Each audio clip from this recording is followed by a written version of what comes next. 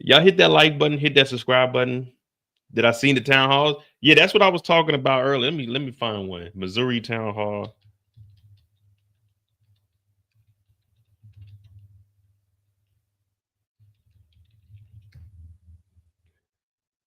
So this guy's in Missouri. I don't know what part of Missouri he's in. But yeah, they were going they going crazy on all these foods. Shout out to Midas Touch, man, the #1 podcast in the world, passed up Joe Rogan. Donald Trump and Elon Musk continue to gain steam across the country, and even Republican representatives in the most ruby red of districts are hearing it from their constituents. Let me show you these videos just coming in from Missouri. This is Representative Mark Alford. He's in a deep red district. First, let me show you what the scene looked like outside of the coffee shop where he was holding a town hall.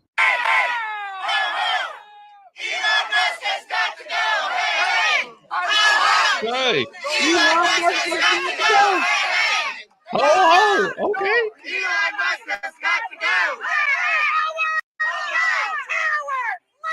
Now let me take you inside this town hall so you can see the moment that a constituent asked this congressman about Elon Musk and the excuses that the congressman made.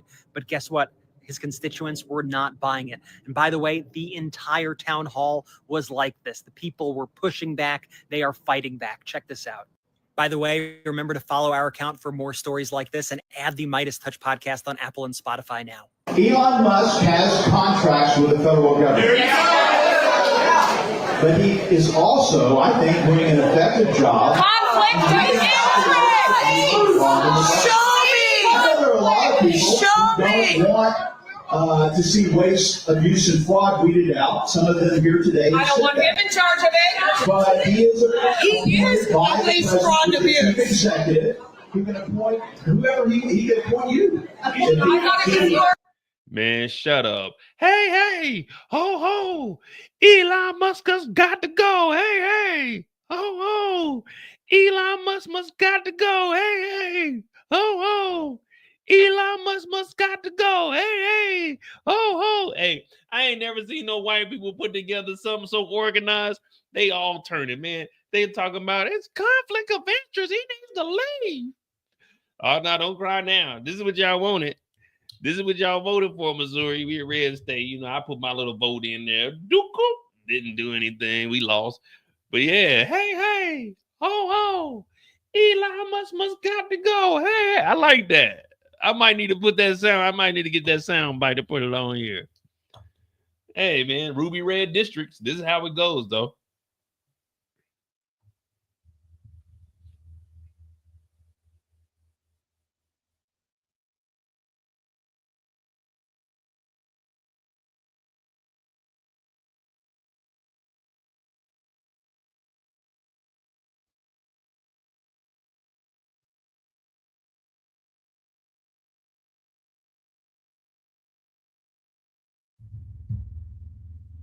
Elon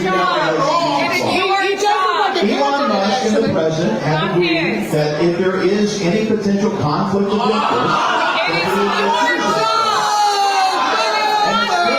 today that some people don't believe that would happen. It's your job. In the next election, to elect someone that you believe. We didn't elect anyone. Remember your oath. You don't represent us. You represent Elon Musk. You're a violation of your oath, sir. The backlash to Donald Trump and Elon Musk continues to gain steam across the country, and even Republican representatives in the most ruby red of districts are hearing it from their constituents. Let me show you these videos just coming in from Missouri. As we see now. Man, they all over it too. It's some what's that fool's name? Mark Alford. That was Mark Alford right there. They were booing his ass. Hey, yo.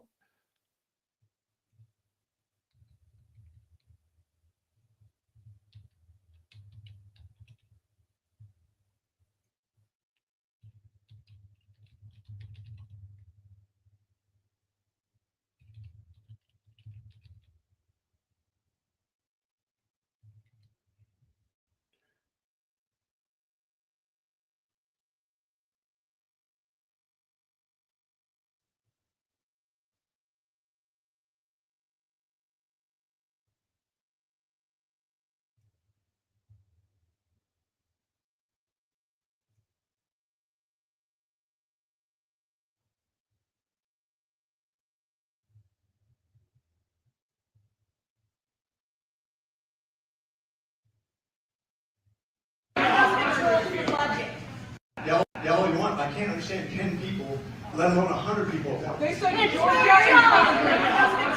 budget, not the president. And you are doing us a disservice to set that down and not stand up for us. And workers from the nuclear workers.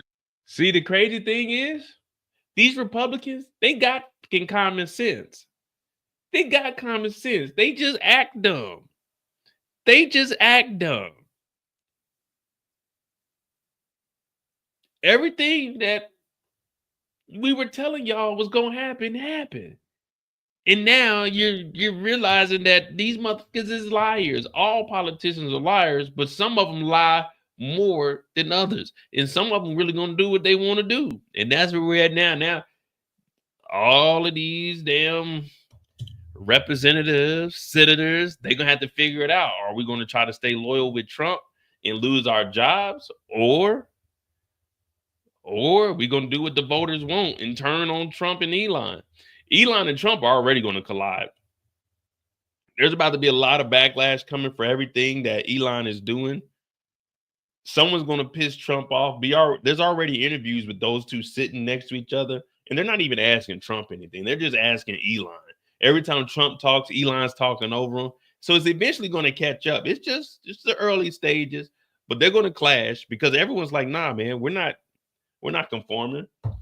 These emails, all the departments are like, man, who the hell is Elon?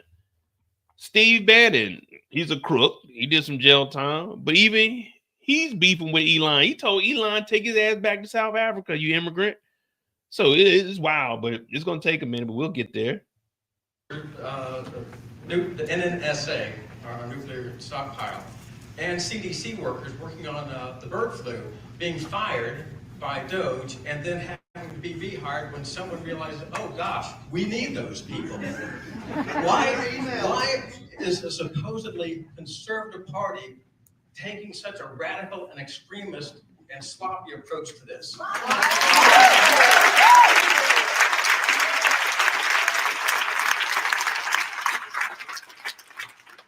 So I've been down to CDC several times. Actually, Dr. Howery, one of my former attendings, works there, and I'm in close contact with the CDC.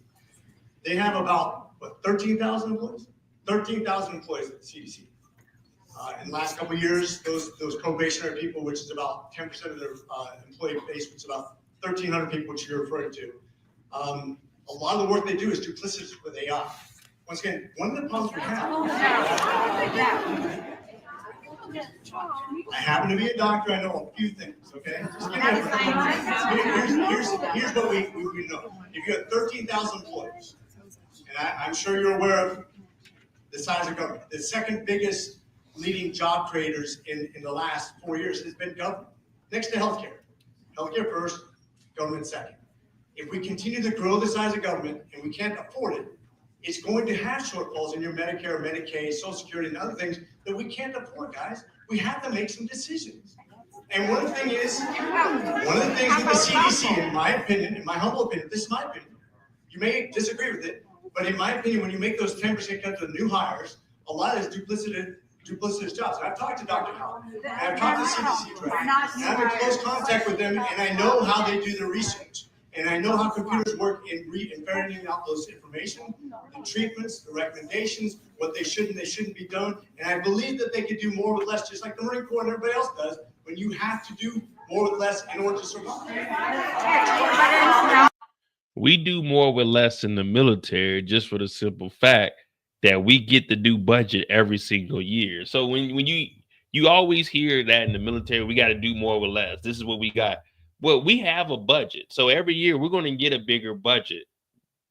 It just is what it is. So we do got to spend that money, because if you don't spend the money one year, obviously the next year they're not going to give you as much money because you didn't spend it.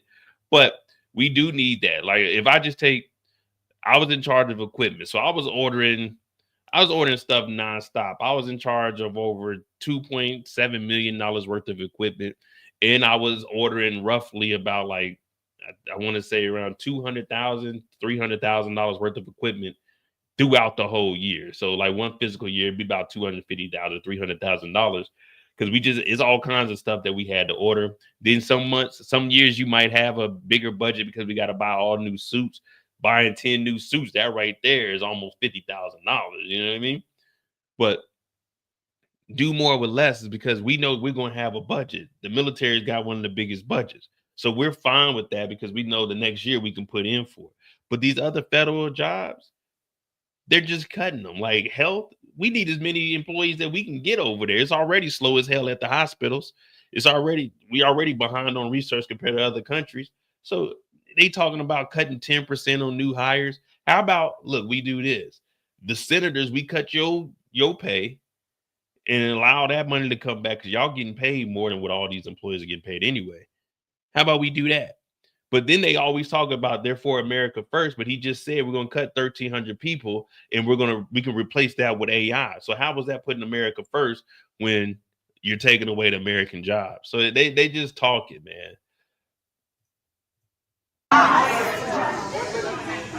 And now look at this crowd. There's no young people. This is all the people. Social Security, Medicaid, Medicare, disability from the Veterans Affairs. So all these people, the older people, they still here and they like, wait a minute. I worked all my life. I put into all that Social Security. You can't cut that. Listen, you ain't got to cut. They talking about $880 billion in Medicaid for the next 10 years. So that means the Americans got to pay out more. You know, insulin went from the $80 it is now to $6 up under Biden to help the people out. It's back up to $80 now for some insulin. It's back up because they're cutting all of this shit. Nobody can hear him when you're yelling. Please let him continue. I understand. Trying to do more with less. That's reasonable. What's not reasonable is taking this chainsaw approach, which they obviously admit when they fired these people and then decided, oh, we fired the wrong people. We got to bring them back in. Why is this being jammed down the pipe so rushed and sloppily? So, my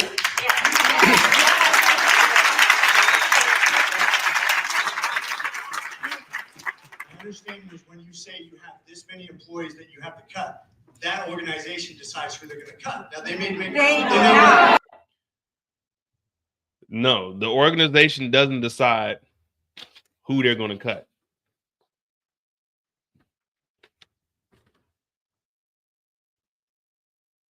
This email.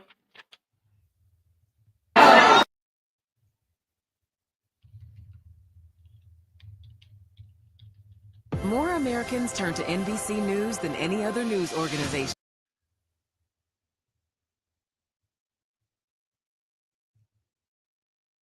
Stars and Stripes right here. This is like the military newspaper.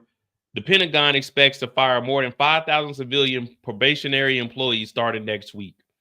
This is the 21st. Today is the 25th. So this was last week. They don't decide who they're going to cut. They just said we're cutting the probationary period. We didn't even see, okay, this is probation. You're on your probation period. Let's assess what their work was. Did you do a good job? Okay, you did a good job. You can stay on. No, they're just cutting anyone that's on probation. It doesn't matter. You could have been working for the government for 15 years. You just got a new supervising role in a whole new job, and you just moved over to this new department. You're going to be in probation for at least 6 months to 9 months, maybe a year. But now you're in the probationary period when you didn't already put in 15 years. You're just a supervisor. Even if you just move up to the supervisory position in the same role, if you move up, you get put into that probationary period. So they're not deciding who they're cutting. They're just cutting everyone that's in their probationary period. So these motherfuckers just lie because they know what Elon is doing is wrong, but they want to stay in the good graces because they still got 2 years on their term before these midterms come and a new election happens. So right now, they can suffer that hit, and then in the end, their campaign would be, oh, we're going to go against Elon. We're going to fight against him. And of course, a majority of them are going to fall for it and still reelect these people. But you're going to start to see a lot of people talk about, man, nah, we not doing that. We ain't doing none of that.